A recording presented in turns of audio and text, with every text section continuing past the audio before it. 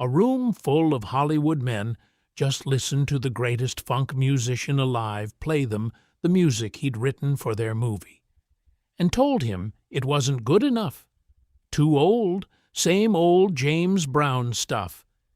They handed the tapes back and showed him the door. What those men did not know, what they could not have known, is that they had just made the most expensive mistake of their careers, because James Brown did not throw those tapes away. He took them home, he gave the record a name, and the name was a promise. He called it the Payback. And within a year, the music they were too foolish to use would be sitting at number one, would outlive their forgotten little movie by 50 years, and would become one of the most sampled, most feared, most imitated records in the history of American music. This is the story of what happens when you tell the hardest working man in show business that he's finished. Stay with me, because the greatest revenge record ever made was never supposed to be a revenge record at all, until a woman, a betrayal, and a room full of men who should have known better turned it into one. It's 1973, and to understand why this rejection landed the way it did, you have to understand where James Brown was standing when it happened. He was not a has-been. That's the part that makes the whole thing so absurd. Just months earlier, he had scored a hit movie, a gritty crime picture called Black Caesar, and the soundtrack had worked. Hollywood had finally figured out what black audiences had known for 15 years, that James Brown's music could carry a film the way few things could. So when the sequel came around, it seemed like the easiest decision in the world. Get Brown back. Let him do what he just did. He went into the studio with his band, the tightest unit in music, horns like a scalpel, that new stripped-down funk sound he'd been sharpening for years, and he cut them something built to move a theater full of people. He brought it in. He played it for the producers. And the men in that room, the men who had hired him precisely because of who he was, listened to the most influential rhythmic mind in America and decided they knew better. It wasn't what they wanted. It was, they said, the same old thing. Too much James Brown, not enough of whatever they thought they were looking for. And they passed. Imagine being in that room. James Brown does not walk into a screening room and sit quietly in the back. He arrives like weather.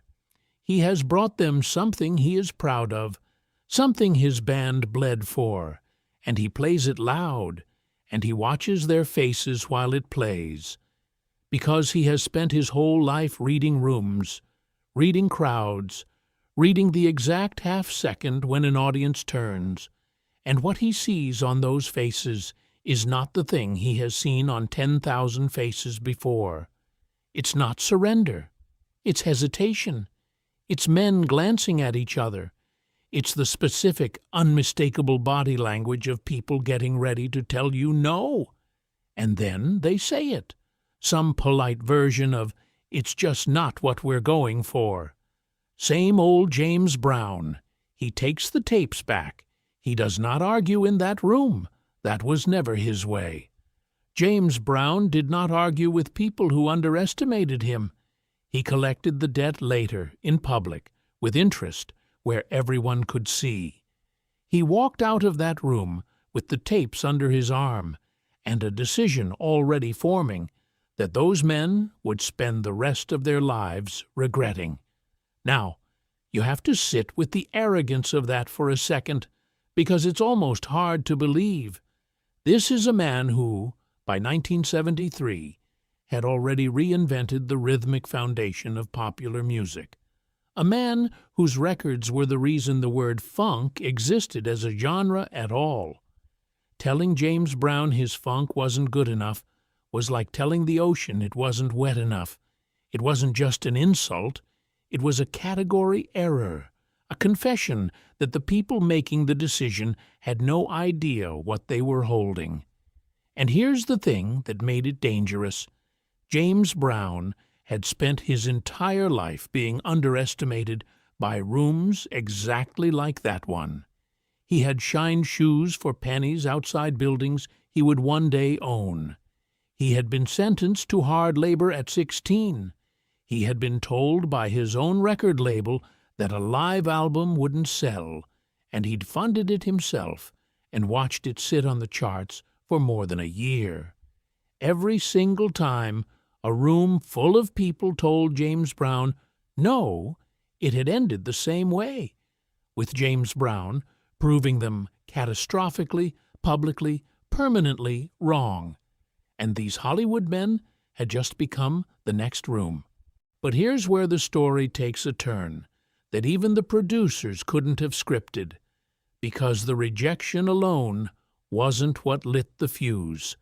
Something else happened at almost exactly the same time, and this is the part that turned a good funk track into the angriest, coldest, most personal record James Brown ever made. Right around the moment he was carrying those rejected tapes back to his own studio, James Brown got word of a betrayal in his own camp. Someone close to him, a woman in his world, had been unfaithful, and word reached him just as he was about to record. Now, Fred Wesley, his brilliant bandleader and trombonist, had already sketched out a track for the film, something meant to open the movie, a song about revenge.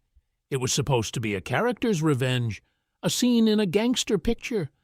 But when the music started rolling and James Brown stepped up to that microphone, it stopped being about a movie. It stopped being about a character.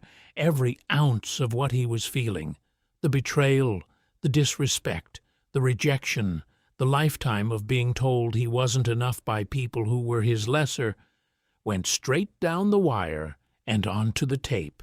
He didn't sing it. He threatened it. He wasn't playing a role.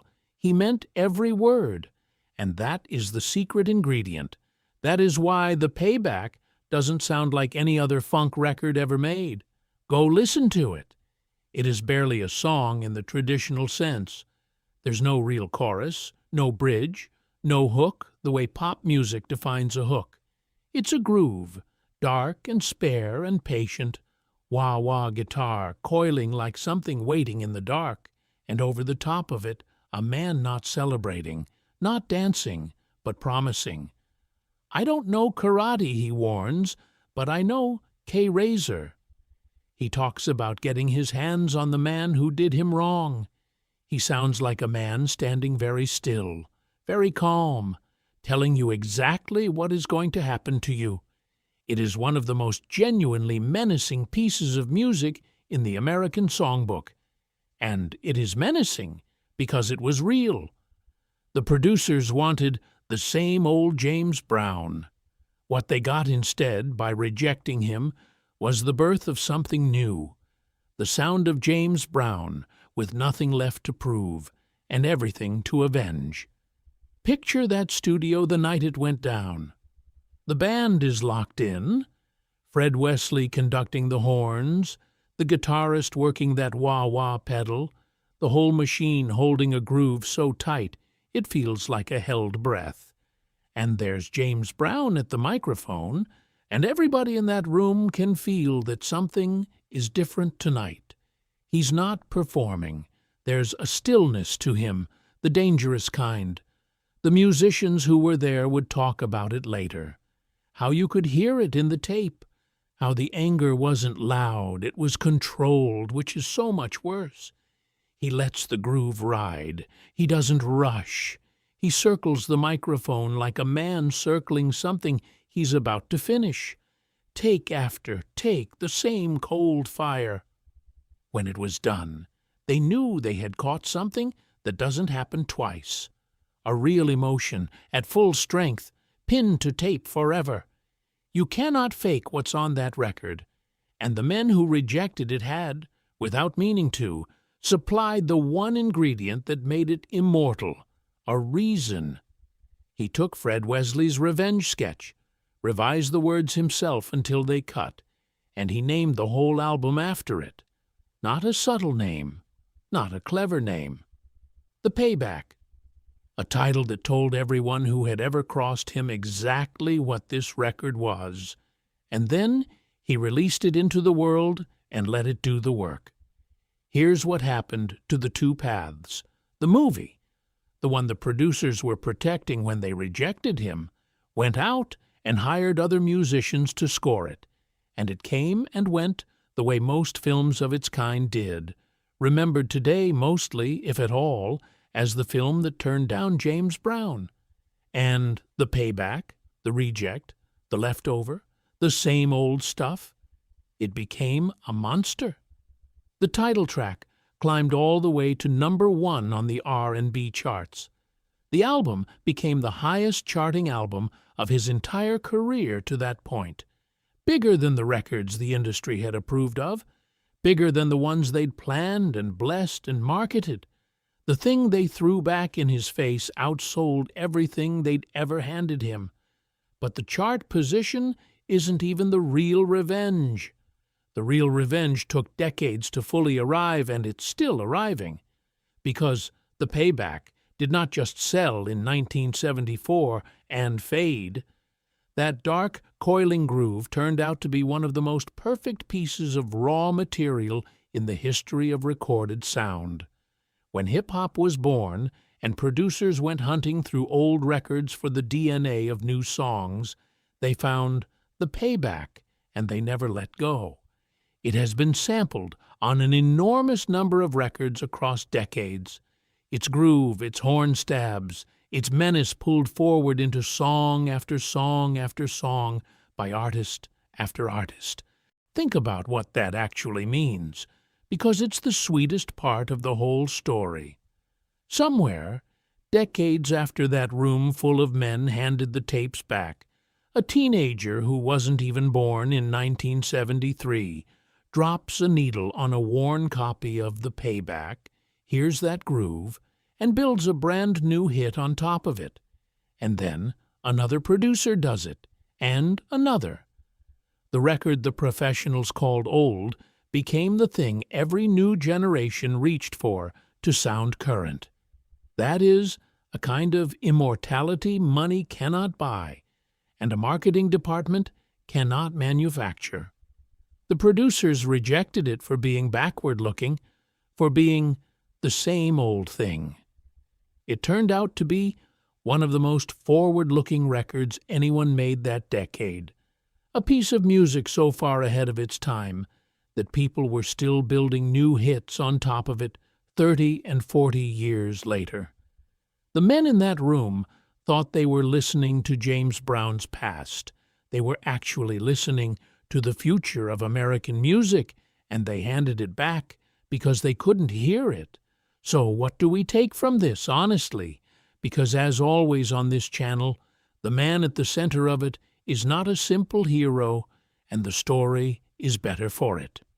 The Payback is a great record, one of the greatest of its era, and it was fueled by some genuinely dark things. It was powered by wounded pride, by a jealous rage over a betrayal, by an ego so total that being told no by anyone registered as an act of war. This is the same James Brown who fined his own musicians for a wrong note, who replaced his entire band overnight, who could not stand for 1 second to be told he was less than the best in any room he walked into. And that exact quality, that furious, bottomless refusal to be dismissed, is the reason a rejected film cue became one of the most important records of the 1970s. The flaw and the genius were the same engine. A humbler man hands the tapes back, shrugs, and writes something safer. James Brown took the insult, poured a lifetime of being underestimated into it, and turned no into a #1. And there's a quieter truth underneath the swagger, one worth sitting with. Where did that bottomless need to prove them wrong actually come from? It came from a barefoot boy who was sent home from school for not owning enough clothes, from a 16-year-old handed years of hard labor, from a man who had been told no so many times by so many people who held power over him that every no for the rest of his life landed on the same old wound. The producers in that room thought they were just passing on a soundtrack. They had no idea they were poking the single most sensitive nerve in the most driven man in American music. They weren't rejecting a piece of music. To him, they were just the latest in a long line of people who looked at James Brown and decided he wasn't enough. And every single one of those people had been made to regret it. Why would these men be any different? There's an old idea that the best revenge is living well. James Brown didn't believe that. James Brown believed the best revenge was making something so undeniable that the people who doubted you have to hear it for the rest of their lives, on the radio, in other people's songs, echoing down through decades with your name on it and their rejection buried underneath. They told him it was the same old James Brown. He looked them dead in the eye, took his tapes, and named the record after what he was about to do to them. He called it the Payback. And then he collected.